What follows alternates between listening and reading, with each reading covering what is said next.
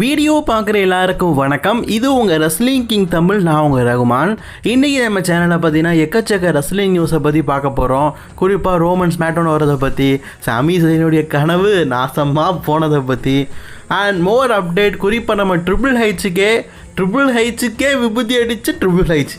நான் சொல்கிறது உங்களுக்கு புரியுதான்னு தெரியல, பட் நான் கண்டிப்பாக வீடியோ பார்க்கும்போது நான் எதனால் அப்படி சொல்கிறேன் அப்படிங்கிறது புரியும்.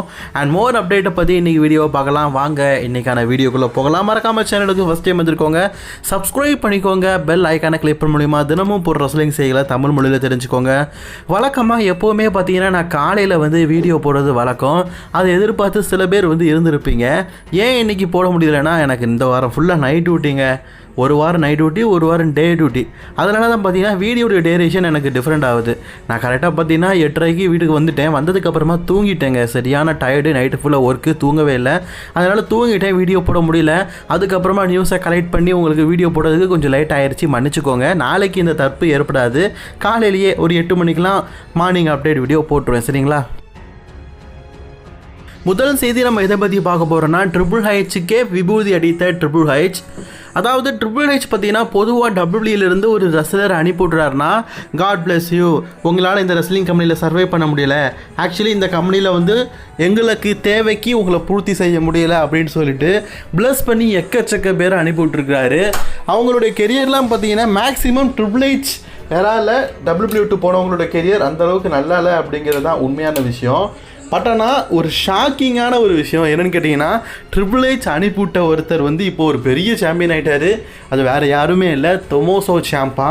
தொமோசோ சியாம்பா கிட்டத்தட்ட என்ன முக்கால்வாசி ட்ரிபிள் ஹெச் மாதிரியே தான் இருப்பார். அதனால தான் நான் ஸ்டார்டிங்லேயே பார்த்தீங்கன்னா ட்ரிபிள் ஹெச்னால் விரட்டி பறக்க அனுப்பப்பட்ட ட்ரிபிள் ஹெச் இப்போது ஒரு பெரிய சாதனையை பண்ணிட்டாருன்னு. இப்போது நடந்து முடிஞ்ச ராயல் ரம்பிள் இருக்குல்ல, அதே நேரத்தில் கொலாய்ஷன் ஏஐடபிள்யூ ஷோ நடந்தது. அதில் அவர் பார்த்தீங்கன்னா சாம்பியன்ஷிப்புக்காக மோதிருந்தார். ஆக்சுவலி தொமோசோ சியாம்பா NXTயில் ஒரு பெரிய ஆளுங்க. எப்படிப்பட்ட ஆளுனா, அவர் முழுக்க ஒரு மெயின் டைட்டில் தான் வின் பண்ணுவார். 3 தடவை NXT டைட்டில் வின் பண்ணியிருக்காருன்னு யோசிச்சு பாருங்கள்.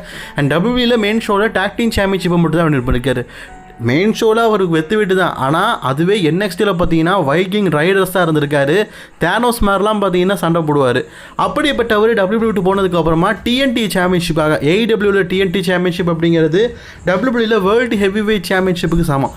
அந்த சாம்பியன்ஷிப்பாக மோதி AEWக்கு போன செகண்ட் வீக்கே பார்த்தீங்கன்னா சாம்பியன் ஆகிட்டார். எப்படி AEWக்கு போன செகண்ட் வீக்கே.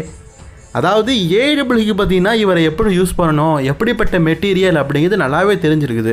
அதனால தான் பார்த்தீங்கன்னா ஏடபிள்யூக்கு போன முதல் வாரத்திலே அவரை சாம்பியன் ஆக்கிட்டாங்க. ஸோ இவர் பார்த்தீங்கன்னா கரெக்டாக போன வாரம் செவ்வாய்க்கிழமை அவர் டெபியூட் ஆனார். இந்த வாரம் பாருங்கள் சாம்பியன் ஆகிட்டார். ஒரு வாரத்தில் சாம்பியன் அப்படிங்கும்போது ஒரு பெரிய விஷயம் தானே. நம்ம ட்ரிபிள் ஹெச்லாம் எப்படி இறக்காது வாய்ப்பு கொடுப்பாரா? மாட்டார்.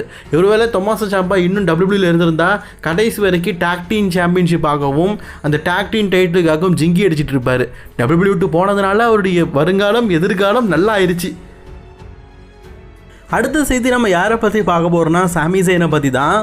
சாமி ஜெயின் பார்த்தீங்கன்னா ப்ரொமோலாம் பேசினார், ஃபேன்ஸ் எல்லாம் பார்த்தீங்கன்னா எமோஷனல் ஆகினார். அதாவது இவர் இது வரைக்கும் டபிள்யூபியில் ஹெவி வெயிட் சாம்பியன்ஷிப்பையோ அல்லது அன்டிஸ்பியூட்டட் சாம்பியன்ஷிப்பை வின் பண்ணலை, தான் ஒரு கிராண்ட் ஸ்லாம் சாம்பியன் ஆகலை, வேர்ல்டு சாம்பியனாக ப்ரூவ் பண்ணலை அப்படிங்கிறது சாமி ஜெயினுடைய ஒரு மிகப்பெரிய ஏங்குதலாக இருந்தது. ஸோ அது பார்த்தீங்கன்னா ராயல் ரம்பில் நடக்கும். ஏன்னா அவர் ட்ரூ மக்கின்டர் கூட இது வரைக்கும் ஒரு மேட்ச்லையும் வின் பண்ணது கிடையாது அப்படிங்கிறது ஒன்று இருக்குது. செகண்ட் திங் பார்த்தீங்கன்னா இவர் வேர்ல்டு சாம்பியன்ஷிப்பை வின் பண்ணலை. மூணாவது திங் சவுதி அரேபியாவில் மேட்ச் நடக்குது. இப்படி பல காரணத்தினால சாமி ஜெயின் வெற்றி பெறுவார் அப்படிங்கிற எண்ணிக்கை நிறைய பேருக்கு இருந்தது. கடைசியில் பார்த்தா நம்ம ட்ரூ மக்கின்டர் பார்த்தீங்கன்னா அசால்ட்டாக சாமி ஜெயினை வெத்தலையை 4ஆக மடித்து வாயில் போட்டு மென்று துப்பிட்டார். ஸோ சாமி ஜெயின் இதுக்கப்புறமா வேர்ல்டு டைட்டிலாக வாய்ப்பு இருக்கான்னு கேட்டிங்கன்னா, ஆக்சுவலி அவருக்கு இருந்த ஒரு ஹோப்பே, அதாவது கோடி ரோட்ஸ்க்கும் ரோமன் ரெயின்ஸுக்கும் ரெஸ்ல்மேனியாவில் சாம்பியன்ஷிப் மேட்ச் நடந்தது. அதில் கோடிக்கான ஒரே ஹோப் த ஃபினிஷ்ட ஸ்டோரி. அந்த ஸ்டோரியை வச்சு தான் பார்த்தீங்கன்னா அவர் சாம்பியன்ஷிப்பை வின் பண்ணார். அதே மாதிரி பார்த்தீங்கன்னா இப்போ இவருக்கு இருக்கிற ஒரே ஹோப் அப்படின்னு கேட்டிங்கன்னா அது சவுதி அரேபியா தான். சவுதி அரேபியாவோட ஸ்ட்ரீக் தான். சவுதி அரேபியா இதுக்கு முன்னாடி சாமி ஜெயின் தோற்று போனதில்லை அப்படிங்கிற மொத்த ஸ்ட்ரீக்கை மட்டும் தான் பார்த்தீங்கன்னா வச்சுட்டு இருந்தார். இப்போ அந்த ஸ்ட்ரீக்கையும் பார்த்தீங்கன்னா ட்ரூ மக்கின்டர் கெரியரை முடிச்சு விட்டுட்டார். இப்போ இவர்கிட்ட ஒன்றுமே இல்லை, ஸ்ட்ரீக் எதுவுமே இல்லை. ஸோ கண்டிப்பாக பார்த்தீங்கன்னா இனி வரும் காலங்களில் இந்த ஹெவி வெயிட் சாம்பியன் அப்படிங்கிற மெட்டீரியல் இவர் ஆவாரான்னு கேட்டிங்கன்னா கேள்விக்குறிகள் ரொம்ப அதிகமாகவே இருக்குது. மேபி அவர் ஆகாமல் கூட போகிறதுக்கு வாய்ப்பு இருக்குது. இதை கண்டிப்பாக சாமி ஜெயின் நினச்சி கூட பார்த்துருக்க மாட்டார் போல இருக்குது. இவருக்கான ஹோப் அப்படின்னா நெக்ஸ்ட் இயர் பார்த்தீங்கன்னா WWE வந்து ரசல்மேனியாவை சவுதி அரேபியாவில் நடத்துகிறாங்க. அந்த டைமில் ஒரு வேளை வாய்ப்பு கொடுத்தால் உண்டு. அப்போவும் ரசிகர்கள் ஏற்றுக்கணும். ஏன்னா கணக்கான டைம் வந்தது. அதுலேயும் ட்ரூ மார்க்கெட்டே ரீட்டைன் பண்ணிட்டாரு. இனி இவருக்கு வாய்ப்பு கிடைக்குமோ கிடைக்காதோ. ரோமன் ரெயின்ஸுக்கும் சிஎம் பாங்குக்கும் ரசல்மேனியாவில் மேட்ச் நடக்கும்னு சொல்லிட்டு இந்த வாரம் ராலே பார்த்தீங்கன்னா ஒரு ஹிண்டிங் கொடுத்துருந்தாலும் அஃபிஷியலி பார்த்தீங்கன்னா ஒரு போஸ்டரை போட்டு எப்பா இந்த மேட்ச் வந்து ரசல்மேனியாவில் நடக்குது அப்படிங்கிற மாதிரி WWE தரப்புல இருந்து எந்தவித செய்தியும் சொல்லலை அப்படிங்கிறது தான் உண்மையான விஷயம். WWE பார்த்தீங்கன்னா எப்போவுமே ஒரு ராயல் ரம்பிள் வெற்றி பெறவங்க ராக்கும் வருவாங்க, ஸ்மாக்டவுனுக்கும் வருவாங்க. ஏன்னா 2 சைடுமே டைட்டில் இருக்குது.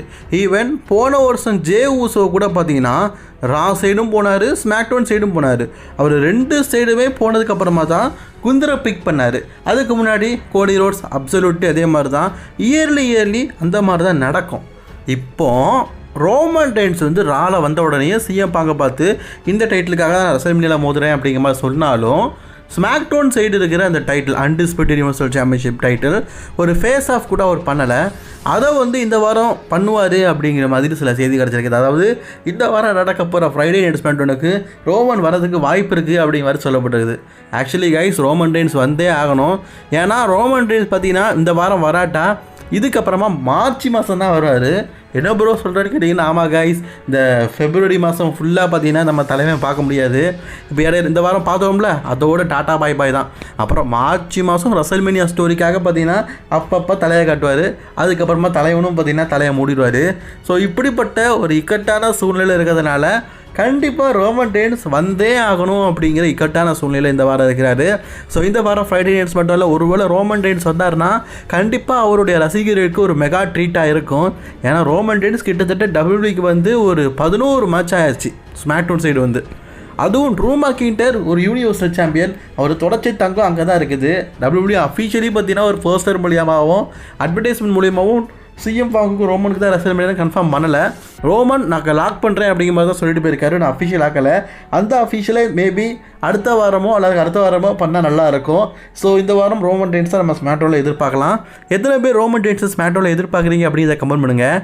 இவங்க 2 பேர் பேசிகிட்டு இருக்கும்போது கோடி ரோட்ஸ் குறுக்கால வந்து நிற்கணுமா, எப்படி இருக்கும், பங்கமாக இருக்கும்ல.